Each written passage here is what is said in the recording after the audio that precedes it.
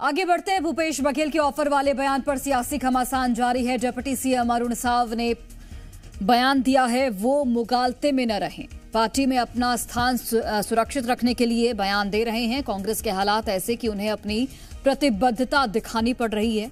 कल बिलासपुर में भूपेश बघेल ने बयान दिया था, सत्तारूढ़ पार्टी में शामिल होने का ऑफर देते हैं। भूपेश बघेल की ओर से यह बयान दिया गया था, मुझे भी यही ऑफर दिया गया था, मैं शरणागत नहीं होऊंगा। भूपेश बघेल ने ये तमाम बातें कल कही थी और आज डिप्टी सीएम अरुण साव ने इस बयान को लेकर पलटवार किया है। उन्होंने कहा है कि वो मुगालते में न रहें, पार्टी में अपना स्थान सुरक्षित रखने के लिए इस तरीके के बयान दे रहे हैं।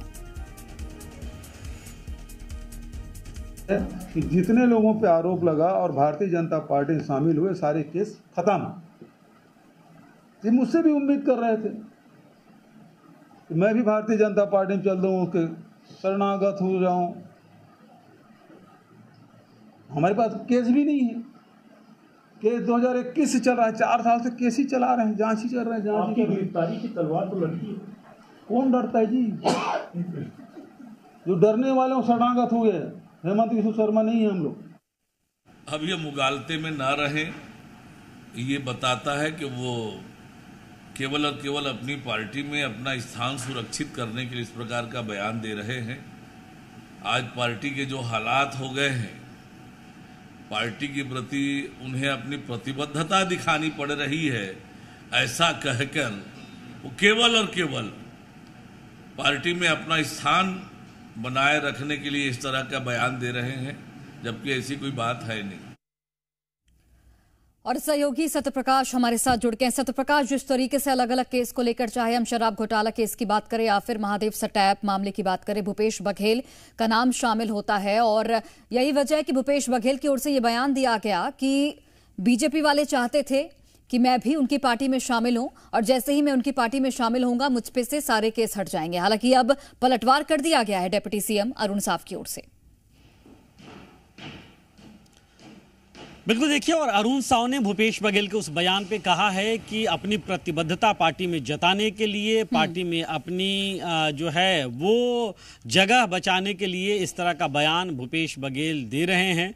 लेकिन जिस तरह का बयान भूपेश बघेल ने दिया और जो संदर्भित किया, उससे कहीं ना कहीं ये बताने की कोशिश की कि जिस तरह से विभिन्न मामलों में सेंट्रल एजेंसियां जांच कर रही है, जो घोटाले और भ्रष्टाचार के मामले हैं, भूपेश बघेल कुछ मामलों की जद में हैं और सेंट्रल एजेंसियां लगातार उसकी जांच कर रही है। भूपेश बघेल के बेटे चैतन्य बघेल जो है उन्हें पिछले दिनों गिरफ्तार किया गया था ईडी की ओर से।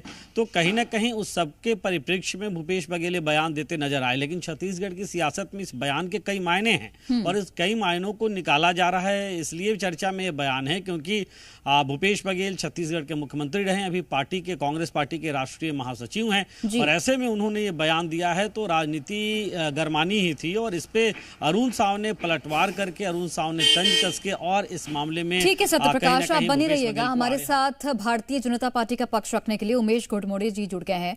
उमेश जी, जिस तरीके से भूपेश बघेल की ओर से ये बयान दिया गया है कि आप लोगों की तरफ से पहले ऑफर दिया गया था, हालांकि उस ऑफर को ठुकरा दिया भूपेश बघेल ने और साफ तौर पर कहा है कि अगर मैं बीजेपी में शामिल हो जाता तो मुझ पर जो केस, जो आरोप लगाए जा रहे हैं वो सब निराधार हो जाते। देखिए, भूपेश बघेल जी मजाक अच्छा कर लेते हैं और जो जांच हो रही है, जो कार्रवाई हो रही है, उसमें रह रह करके तरह तरह के राजनीतिक बयान वो पहले देते रहे हैं। न्यायालयीन प्रक्रिया से लेकर के सुप्रीम कोर्ट जाने तक के, अग्रिम जमानत तक की कार्रवाई को करते रहे हैं। सबका अधिकार है, अच्छी बात है, करें। लेकिन राजनीति में इस प्रकार का आरोप बता देना किसने ऑफर दिया था, किसने क्या किया था, या खुद की इच्छा है कि भारतीय जनता पार्टी जैसी पार्टी नहीं है, मैं भारतीय जनता पार्टी में आ जाऊं, ये खुद ही संकेत तो नहीं दे रहे हैं भारतीय जनता पार्टी में आने की।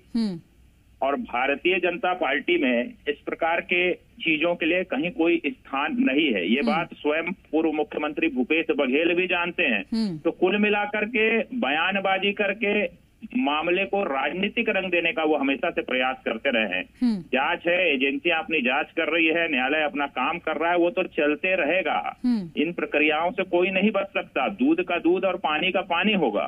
अब भूपेश बघेल जी चाहे जितना राजनीतिक रंग दिखा ले, ये भूपेश बघेल जी का रंग है, उससे भारतीय जनता पार्टी को कहीं कोई फर्क नहीं पड़ता है। और भारतीय जनता पार्टी अपने आधार पर चलती है। अब कोई आरोप लगाए तो उसको प्रमाणित भी करना चाहिए। तो कोई भी कह दे कि भाई ऑफर मिला है, ये मिला है, लेकिन भूपेश बघेल जी जरा उसको प्रमाणित तो कर दें कि किसने ऑफर दिया। जवाब लेती हूं मैं। हमारे साथ सत्यप्रकाश जी भी जुड़ गए हैं, जो कि कांग्रेस के प्रवक्ता हैं और अपना पक्ष रखेंगे।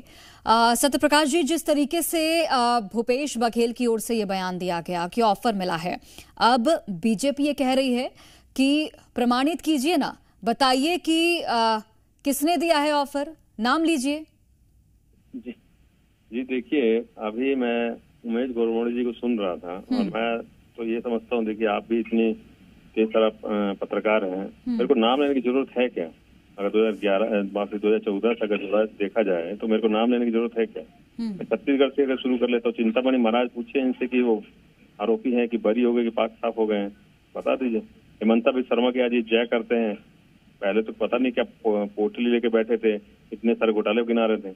अजीत पवार हो जाए, छगन भुजबल हो जाए, नारायण राणे हैं, तमाम ऐसे लोग हैं।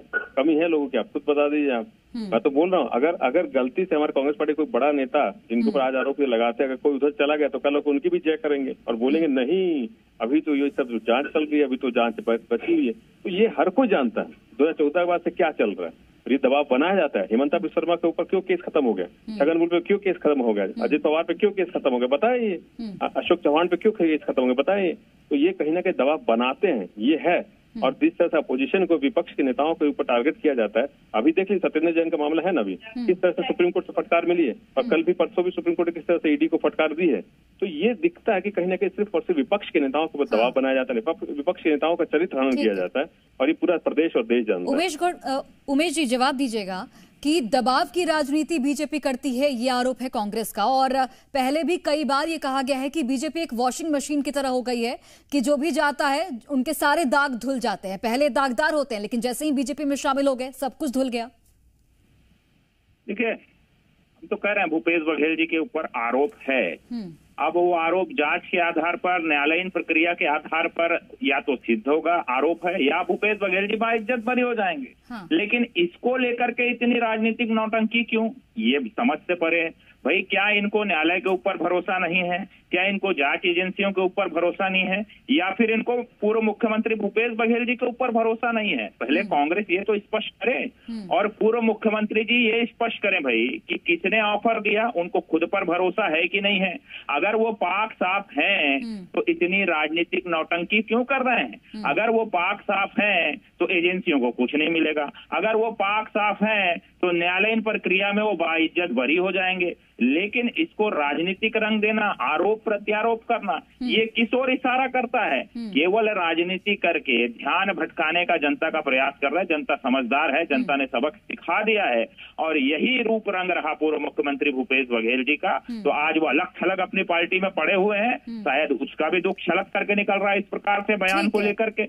तो कुल मिलाकर राजनीतिक सरगर्मियां छत्तीसगढ़ में बढ़ गई है, और जिस तरीके से भूपेश बघेल का ये बयान सामने आया है, आगे और भी प्रतिक्रियाएं आएंगी। आप दोनों का बहुत धन्यवाद। सत्यप्रकाश, आपका भी बहुत धन्यवाद हमसे बातचीत करने के लिए।